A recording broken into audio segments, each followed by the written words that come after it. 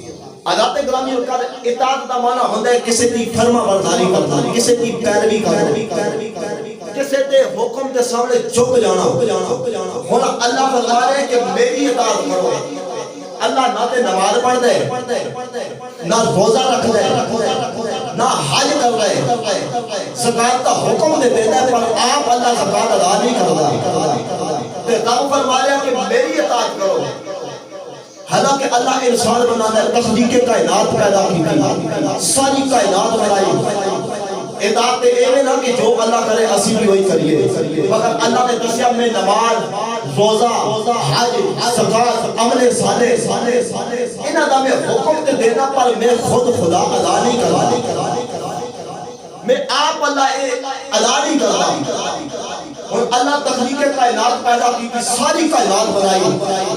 اسی ایک مچھر نہیں بنا سکتے، ایک کیڑا نہیں بنا سکتے، اس نے ساری کائنات کو رزق عطا کیتا۔ اسی ایک بندے کو ایک وقت کا کھانا نہیں کھلا سکتے، پھر رب کی اطاعت کیویں ہوگی؟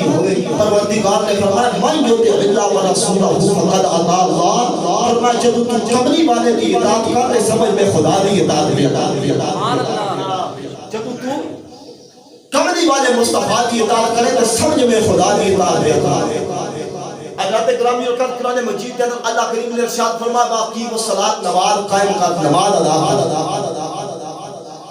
پھر نماز کیویں ادا کرنی ہے یا نماز کینوں کہتے ہیں؟ رب نے اے نہیں دسیا، رب نے صرف نماز دا حکم ارشاد فرمایا، اے نہیں دسیا کہ تیری نماز کس وقت ادا کرنی ہے، زور دی کہنی ہے، عصر دی کہنی ہے، مغرب دی نماز کہنی، عشاء دی کہنی، فجر دی کہنی۔ اللہ نے اے بھی نہیں دسیا کہ کس نماز کی کتنی رکعتیں ہیں، صرف حکم ارشاد فرمایا کہ واقیم الصلاۃ، نماز قائم کر۔ ہن کرنی کیویں ہے تے نماز ادا کیویں کرنی ہے، اے محمد مصطفیٰ نے دسیا۔ سبحان اللہ، آواز بلند آکھو سبحان اللہ، سبحان اللہ۔ اے نماز کیویں ادا کرنی ہے، کملی والے دسیا۔ اے ہن سنو در مصطفیٰ تے آنا پے گا۔